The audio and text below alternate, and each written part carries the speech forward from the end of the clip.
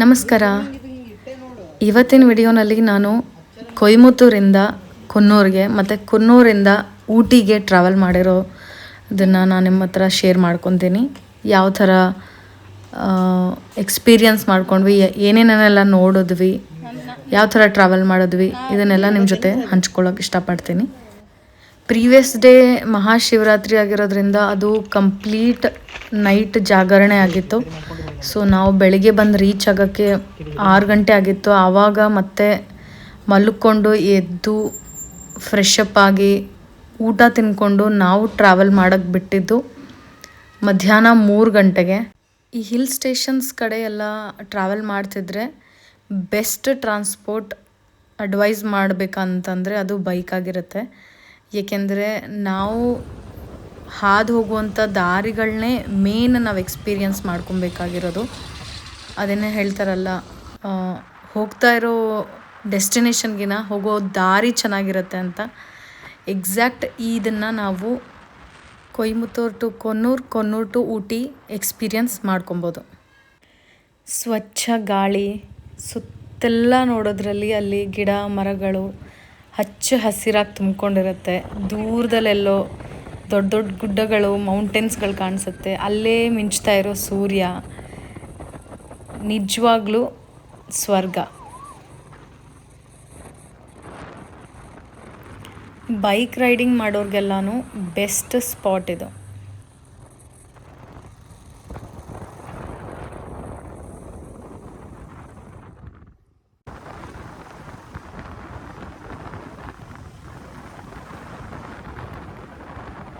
ಕೊಯಮತ್ತೂರಿಂದ ಕೊನ್ನೂರಿಗೆ minimum ಅಂದ್ರೂ 45 minutes ಬೇಕು ಬೈಕಲ್ಲಿ.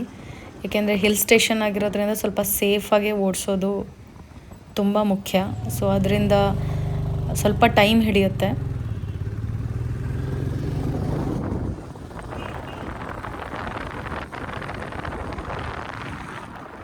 ನೇಚರ್ ನೋಡ್ಕೊಂಡು ಎಂಜಾಯ್ ಮಾಡ್ಕೊಂಡು ಹೋಗ್ತಾ ಇರಬೇಕಾದ್ರೆ ಫಾಸ್ಟಾಗಿ ಹೋಗಬೇಕು ಅಂತಲೂ ಅನಿಸಲ್ಲ. ಆರಾಮಾಗಿ ಸ್ಲೋ ಆಗಿ ಫೀಲ್ ಮಾಡಿಕೊಂಡು ಹೋಗೋದ್ರಲ್ಲೇ ಮಜಾ ಇರುತ್ತೆ.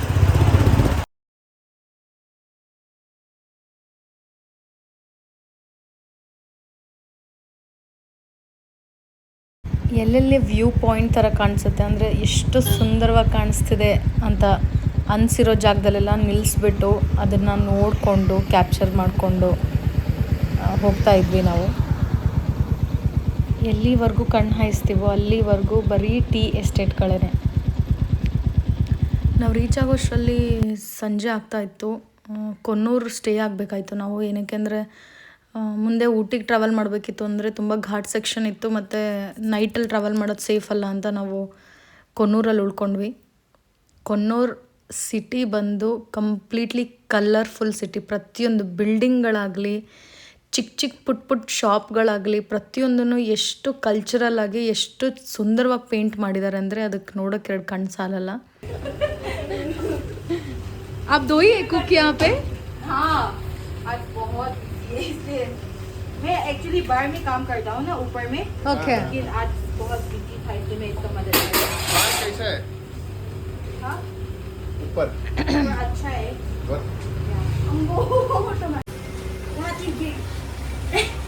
राज्य शेप जो है ना,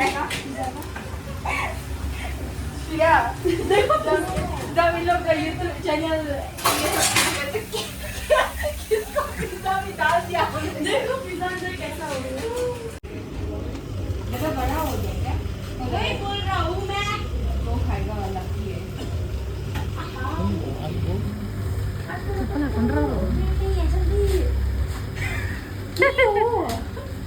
जल्दी कटो पर कैसे रखो.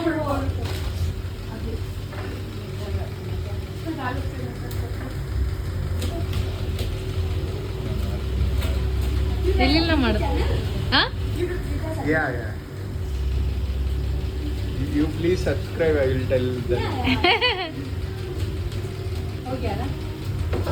You guys will post us in YouTube or no?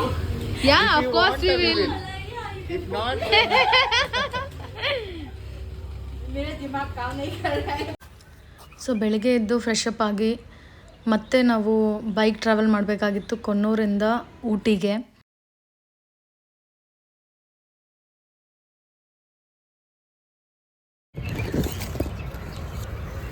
Chile ಪಿಲಿ ಹಕ್ಕಿಗಳ ಶಬ್ದ ಕೇಳಿ ಎಷ್ಟು ದಿವಸ ಆಯಿತು ಅನ್ನೋ ಥರ ಅನ್ನಿಸ್ತಾ ಇತ್ತು. ಕಿವಿಗೆ ತುಂಬ ತುಂಬ ತುಂಬ ಚೆನ್ನಾಗಿ ಅನ್ನಿಸ್ತಾ ಇತ್ತು ಕೇಳ್ತಾ ಇದ್ರೆ ಅದನ್ನು.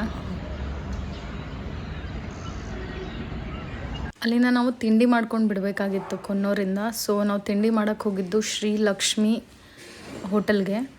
ಅದು ಬಂದು 1957ಇಂದ ಇದೆ ಕೊನ್ನೂರಲ್ಲಿ. ಯಾರಾದರೂ ವಿಸಿಟ್ ಮಾಡಿದರೆ ಖಂಡಿತ ಆ ಹೋಟೆಲಿಗೆ ವಿಸಿಟ್ ಮಾಡಿ, ಏಕೆಂದರೆ ತುಂಬ ತುಂಬ ತುಂಬ ಸುಂದರವಾಗಿದೆ. ಹಾಗೆ ಫುಡ್ ಕೂಡ ಅಷ್ಟೇ ಟೇಸ್ಟಿಯಾಗಿದೆ.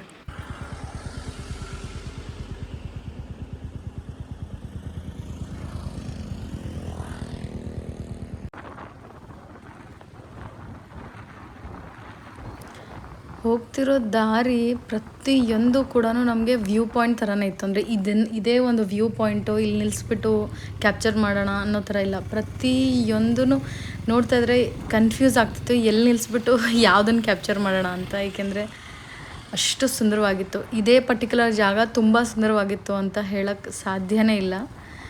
ನಾವು ಈಚ್ ಆ್ಯಂಡ್ ಎವ್ರಿ ಮೂಮೆಂಟ್ನ ನಾವು ಅಲ್ಲಿ ಎಂಜಾಯ್ ಮಾಡ್ತೀವಿ, ಅಷ್ಟು ಸುಂದರವಾಗಿ ಕಾಣಿಸುತ್ತೆ. ಊಟಿನ ಕ್ವೀನ್ ಆಫ್ ಹಿಲ್ ಸ್ಟೇಷನ್ ಅಂತಲೇ ಕರೀತಾರೆ, ಯಾಕೆಂದರೆ ಎಲ್ಲಿ ನೋಡಿದ್ರೂ ಹಿಲ್ಸು ಮೌಂಟೇನ್ಸೇ ಕಾಣಿಸುತ್ತೆ ನಮಗೆ. ಎಸ್ಪೆಷಲಿ ನೀಲಗಿರಿ ಮೌಂಟೇನ್ಸ್. ಅದಕ್ಕೆ ನೀಲಗಿರಿ ಮೌಂಟೇನ್ ಅಂತ ಏನಕ್ಕೆ ಹೆಸರು ಬಂತು ಅಂದರೆ, ಅಲ್ಲಿ ದೂರದಿಂದ ನಿಂತ್ಕೊಂಡು ನೋಡಿದ್ರೆ ನೀಲಗಿರಿ ಏನು ಗಿಡಗಳಿದೆಯಲ್ಲ ಅದು ನೀಲಿ ಬಣ್ಣದಲ್ಲಿ, ಎಲ್ಲ ಗಿಡಗಳು ನೀಲಿ ಬಣ್ಣದಲ್ಲಿ ಕಾಣಿಸುತ್ತಂತೆ. ಸೊ ಅದಕ್ಕೆ ಊಟಿನ ಉದಕ ಮಂಡಲಂ ಅಂತಲೂ ಕರೀತಾರೆ, ಇನ್ನೊಂದು ಹೆಸರು ಅದಕ್ಕೆ. ನಾವು ಊಟಿ ರೀಚ್ ಆದಮೇಲೆ ಫಸ್ಟ್ ಪ್ಲೇಸ್ ಹೋಗಿದ್ದು ದೊಡ್ಡ ಬೆಟ್ಟ ಪೀಕ್. ಇದು ಬಂದು ಸೆಕೆಂಡ್ ಹೈಯೆಸ್ಟ್ ಹಿಲ್ಸ್ ಅಂತೆ ಸೌತ್ ಇಂಡಿಯಾನಲ್ಲೇ. ಇದು ಮೌಂಟೇನ್.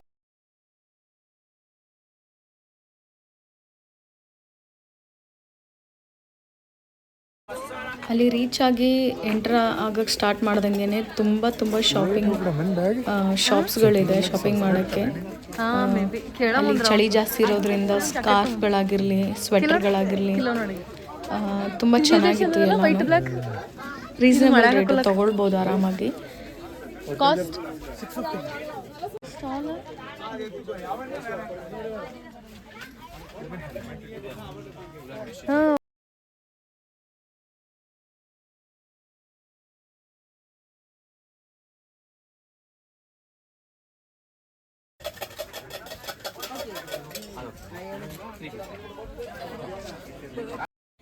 ರೀಚ್ ಆದಮೇಲೆ ದೊಡ್ಡ ಬೆಟ್ಟ ಪೀಕ್ ಹತ್ರ ವ್ಯೂ ಪಾಯಿಂಟ್ನ ನೋಡೋಕ್ಕೆ ಹೋಗೋಕ್ಕೆ ಮಿನಿಮಮ್ ಅಂದರೂ ಅಟ್ಲೀಸ್ಟ್ ಒಂದು 300 to 500 ಮೀಟರ್ಸ್ವರೆಗೂ ಹೋಗಬೇಕು ನಡ್ಕೊಂಡು.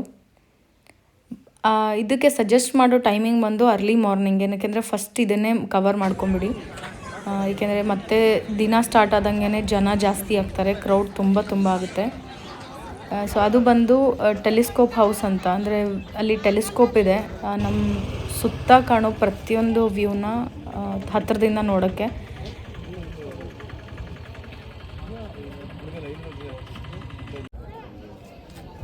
ಅಲ್ಲಿ ಸುತ್ತ ಪ್ರತಿಯೊಂದು ಆ್ಯಂಗಲಲ್ಲಿ ನಿಂತ್ಕೊಂಡು ನೋಡಿದ್ರು ಒಂದೊಂದು ಲೊಕೇಶನ್ ಕಾಣಿಸುತ್ತೆ ಅಂತ ಮೆನ್ಷನ್ ಮಾಡಿದ್ದಾರೆ. ಅಂದರೆ ಒಂದು ಜಾಗದಲ್ಲಿ ನಿಂತ್ಕೊಂಡ್ರೆ ಅಲ್ಲಿ ದೂರದಿಂದ ಕೊಯಮತ್ತೂರು ಕಾಣಿಸುತ್ತೆ, ಇನ್ನೊಂದು ಜಾಗದಲ್ಲಿ ನಿಂತ್ಕೊಂಡು ನೋಡಿದ್ರೆ ಮೆಟ್ಟುಪಾಳ್ಯಂ ಕಾಣಿಸುತ್ತೆ. ಸೊ ಈ ಥರ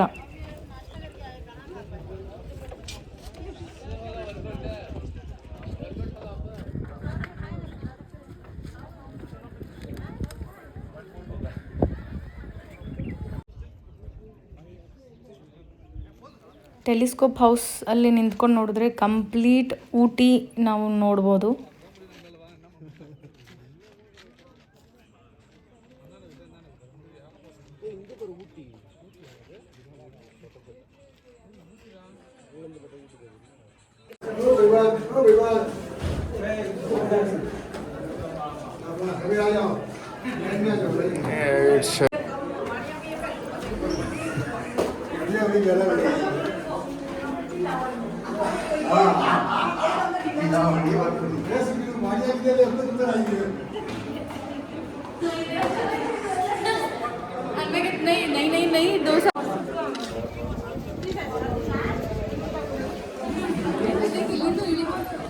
ಇಲ್ಲೇ ಇಳಿಬೇಕು.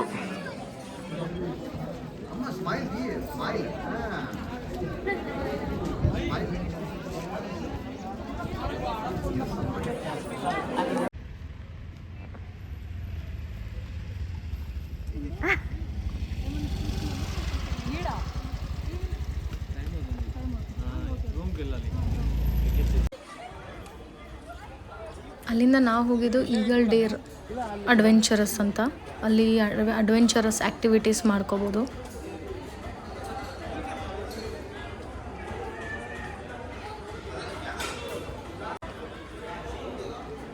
ಅಡ್ವೆಂಚರಸ್ ತುಂಬ different types of adventurous games ಇದೆ ಇಲ್ಲಿ. ಊಟಿಗೆ ಬಂದರೆ ಈ ಅಡ್ವೆಂಚರಸ್ ಆ್ಯಕ್ಟಿವಿಟೀಸ್ನ ಮಿಸ್ ಮಾಡ್ದಿರ ಮಾಡಿ. ತುಂಬ ಥ್ರಿಲ್ಲಿಂಗ್ ಆಗಿರುತ್ತೆ. ತುಂಬ ಎಂಜಾಯ್ ಮಾಡ್ಬೋದು. ಯಾವ್ಯಾವ ಥರ ಗೇಮ್ಸ್ ಇದೆ, ಯಾವ ಥರ ಕಾಂಬೋ ಗೇಮ್ಸ್ ತೊಗೊಬೋದು, ಯಾವುದು ಸಪ್ರೇಟ್ ಆಗಿ ಆಡಬಹುದು, ಪ್ರತಿಯೊಂದನ್ನು ನೀಟಾಗಿ ಎಕ್ಸ್ಪ್ಲೇನ್ ಮಾಡ್ತಾರೆ ಇಲ್ಲಿ. ಕಂಪ್ಲೀಟ್ ಸೇಫ್ಟಿ ಪ್ರಿಕಾಷನ್ಸ್ನ ತೊಗೊಂಡು ನಿಮಗೆ ಅರ್ಥ ಆಗಿಲ್ಲ ಅಂದರೆ ಪ್ರತಿಯೊಂದನ್ನು ಆ ಗೈಡ್ ಇನ್ಸ್ಟ್ರಕ್ಷನ್ ಮುಖಾಂತರ ನೀವು ಆ್ಯಕ್ಟಿವಿಟಿ ಮಾಡ್ಕೊಳ್ಳಿ. ನಾವು ತೊಗೊಂಡಿದ್ದು ಜಿಪ್ ಲೈನ್ ಮತ್ತು ಸ್ಕೈ ಬ್ರಿಡ್ಜ್ ಮತ್ತು ವಾಲ್ ಕ್ಲೈಂಬಿಂಗ್, ಆಮೇಲೆ ಟಬ್ಬಿ ಜಂಪಿಂಗ್ ಅಂತ. ಈ ಆ್ಯಕ್ಟಿವಿಟಿ ಮಾಡ್ತಾ ಇರಬೇಕಾದ್ರೆ ತುಂಬ ಭಯ ಆಗ್ತಿತ್ತು. ಏನಕ್ಕೆ ಅಂದರೆ ತುಂಬ ಹೈಟಲ್ಲಿತ್ತದು. ಸ್ಪೀಡಲ್ಲಿ ಹೋಗ್ಬಿಟ್ಟು ಜಂಪ್ ಮಾಡ್ತೀನಿ ಅಂತ ಗೊತ್ತಿರಲಿಲ್ಲ. ಬಟ್ ಧೈರ್ಯ ಮಾಡಿಬಿಟ್ಟು ಹೋದೆ. ತುಂಬ ಚೆನ್ನಾಗಿತ್ತು. ನೆಕ್ಸ್ಟ್ ಬರೋ ವಿಡಿಯೋದಲ್ಲಿ ನಾನು ಟೀ ಫ್ಯಾಕ್ಟ್ರಿ ಮತ್ತು ಚಾಕ್ಲೇಟ್ ಫ್ಯಾಕ್ಟ್ರಿ ವಿಸಿಟ್ ಮಾಡಿದ್ದು ಬ್ರೀಫಾಗಿ ತೋರಿಸಿದ್ದೀನಿ. ಅದನ್ನು ಶೇರ್ ಮಾಡ್ತೀನಿ, ನೋಡೋದನ್ನು ಮರಿಬೇಡಿ. ಹಾಗೆ ವಿಡಿಯೋ ಇಷ್ಟ ಆದರೆ ಲೈಕ್ ಮಾಡಿ, ಶೇರ್ ಮಾಡಿ, ಸಬ್ಸ್ಕ್ರೈಬ್ ಮಾಡಿ. ನಮಸ್ಕಾರ.